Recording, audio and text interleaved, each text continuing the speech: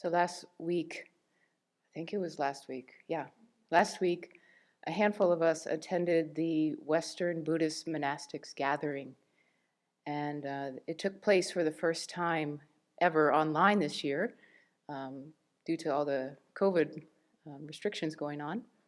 And this gathering has been meeting for over 20 years, I think almost 25 years. Okay, this was the 26th meeting, so it's been going on for a really long time.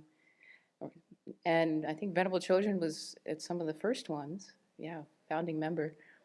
And so this brings together monastics who live in Western countries or who grew up in Western countries together every year, and it's an informal gathering. And the attendance varies pretty widely.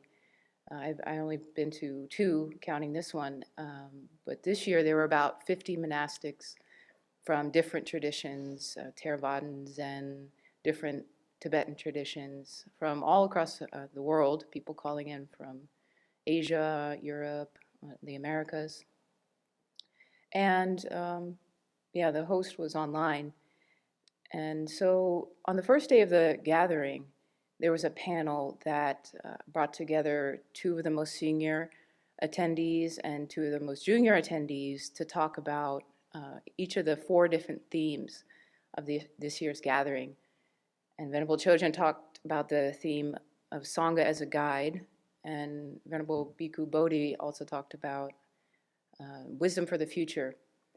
And then I was invited to talk about transforming challenges with joy and courage. And after the session, one of the reverends, Zen priests from Green Mountain Center in Asheville, North Carolina, asked if I could give the talk again so that she could share it with the younger people in her congregation.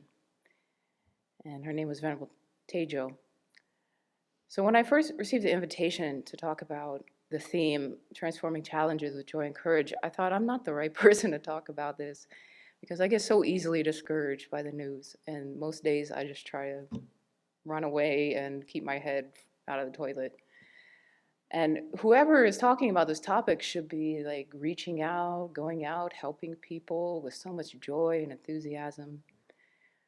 So at first I thought to decline, but then my mentor was so kind and reminded me that as a newly ordained monastic, it's the most I could be expected to be doing is keeping my mind in a balanced place, and that taming my own body, speech, and mind is actually a really significant contribution to society at this point in time.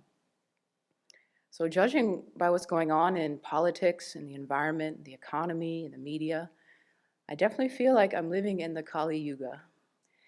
And I think I'm not alone in finding it difficult to maintain a balanced, open state of mind. But seen from another point of view, these troubled times are actually a very rich time for spiritual practice because there's no shortage of opportunities to practice renunciation, wisdom, and compassion. And in this way, adversity can be a tremendous boost for our spiritual practice. We can even rejoice that we've been born during this time and place. So of course, this is not my usual first or even second thought in response to difficult people and situations. But when I step back and look at my life, I see that I've grown the most only during times when I felt very challenged or even groundless. And I want to share a personal example of how adversity has helped me to deepen my own renunciation and commitment to the spiritual practice. And I actually credit the current political situation with helping me to ordain last year. And I grew up just outside of DC and worked for 7 years for the federal government before moving to the Abbey. Some of you know the story already. I was very inspired by the presidential administration that I worked for and felt like I was really making a significant difference in the world. My work was in humanitarian assistance and migrant and refugee rights. I interacted a lot with NGOs and humanitarian organizations and had many friends involved in social justice work. I had studied sociology and government in college, and I had high hopes that wise public policies could lift the entire world out of misery and poverty.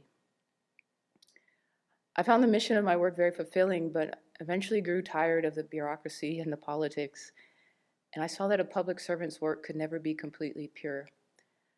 I yearned for role models with a high degree of integrity and selflessness, and wasn't able to find that in the professional world I was working in. I was also having trouble getting promoted due to some regulations within the federal HR system. Someone here knows what that's like. So adversity within my career was one big reason I decided to leave my job and to explore monastic life.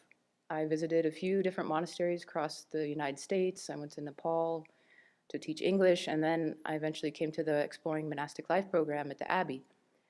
And when I came here, it felt like coming home, and I could feel the virtue in the air that I had been yearning for. I asked to stay on as a long-term guest so that I could consider becoming a monastic trainee, but I wasn't really sure what the future would hold. I arrived right before the 2016 presidential election.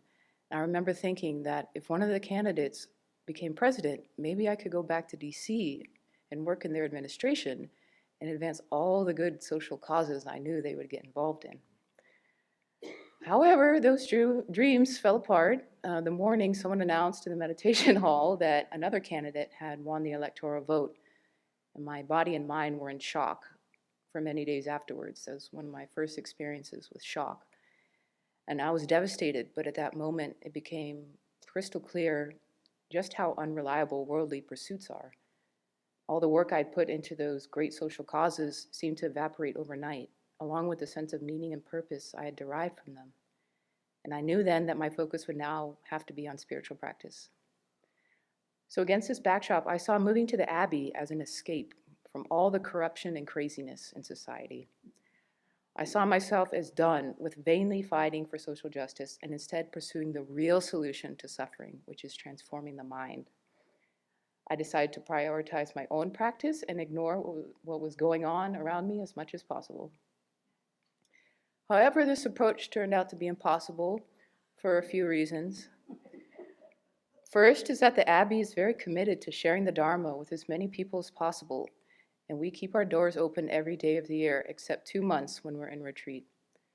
And even then, we're regularly posting Dharma teachings and other resources online.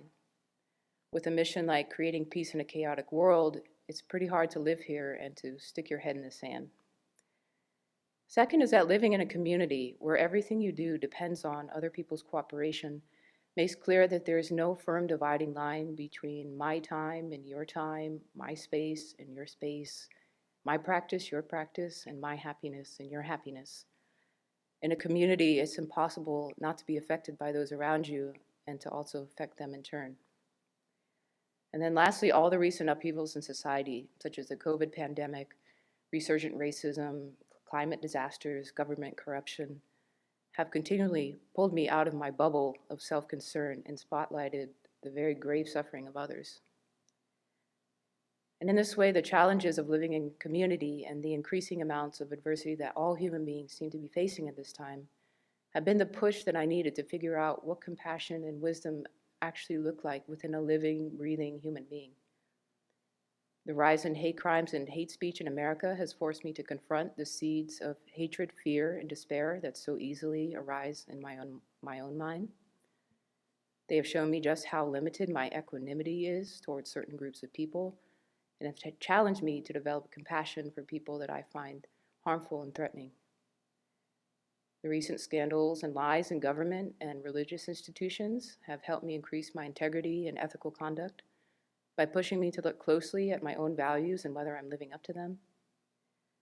And I also can't sit back and criticize all those sexists and bigots out there without looking closely at my own thoughts and behaviors to see how I've internalized harmful views, including subconsciously thinking myself or others inferior because I'm a woman and a racial minority.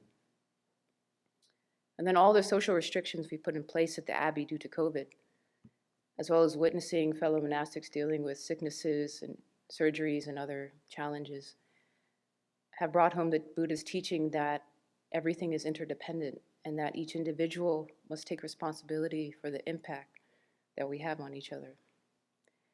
So adversity is really a wonderful support for spiritual practice if we're able to see it that way.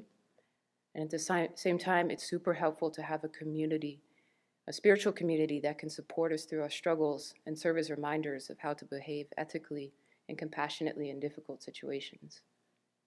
Many people have written into the Abbey to say that they would be completely lost without the guidance and example provided by Abbey monastics during these challenging times.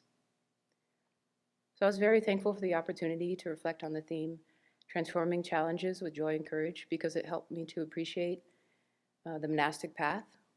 I think that even though we're a bit behind the scenes, we're still very much at the front and center of the moral direction of society.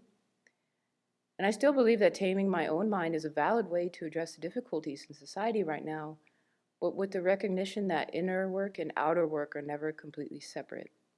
My own struggles are in part the struggles of those I'm connected to, which is basically everyone, and vice versa. The Buddha appeared out of compassion for the world, which means that adversity and suffering were his principal cause. May we approach all the adversity we experience, both inner and outer, with the same attitude of wanting to help, and remember that renunciation is not just a turning away from the world, but also transforming it through our wisdom and compassion.